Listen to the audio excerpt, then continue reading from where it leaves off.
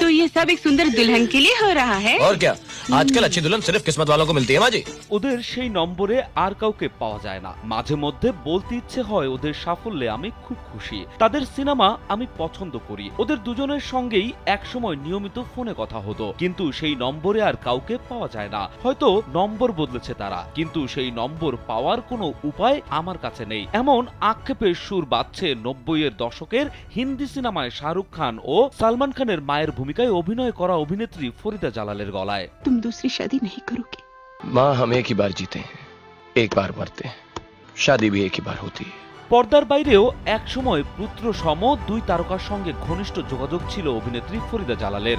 সময়ের সঙ্গে সঙ্গে সেই সম্পর্ক হয়ে গেছে ক্ষীণ।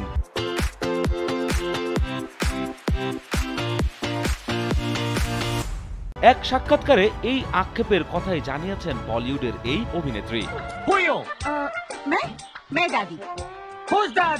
ভারতীয় এক গণমাধ্যমকে ফরিদা জানান তিনি দীর্ঘদিন ইন্ডাস্ট্রিতে কাটিয়ে দিলেও এখন কারো সঙ্গে সেভাবে মেলামেশা নেই। তবে ব্যতিক্রম ছিলেন শাহরুখ ও সালমানের ক্ষেত্রে। তাদের তিনি নিজের সন্তানের মতো দেখতেন। অভিনেত্রীর বিপদে আপদে ঝাঁপিয়ে পড়ত এই দুই সুপারস্টার। ফরিদা জালালের কাঁধের অস্ত্রোপচারের সময় খবর পেয়ে শাহরুখ নিজে থেকেই তার সঙ্গে যোগাযোগ করেছিল।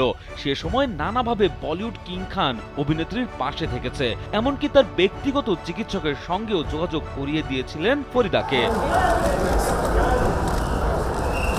কিছু বছর আগে তোলপাড় হয়ে যায় পি টাউন। উৎস একটি ফেসবুক পোস্ট, যাতে লেখা ছিল অভিনেত্রী ফরিদা জালালের মৃত্যুতে আমরা শোকাহত। প্রবীণ এই অভিনেত্রীর মৃত্যু সংবাদ ঘিরেই পলিপাড়ার আকাশে নেমে এসেছিল কালো মেঘের ছায়া।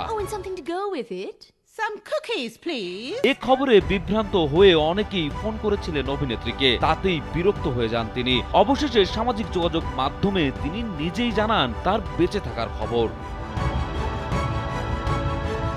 সম্প্রতি ফরিদাকে দেখা যায় সঞ্জয় লীলা বানসালির আলোচিত ড্রামা সিরিজ হীরামান্ডিতে, যেখানে নতুনদের সঙ্গে কাঁধে কাঁধ মিলিয়ে অভিনয় করেছেন তিনি। বরাবরের মতো ভেসেছেন প্রশংসার জোয়ারে।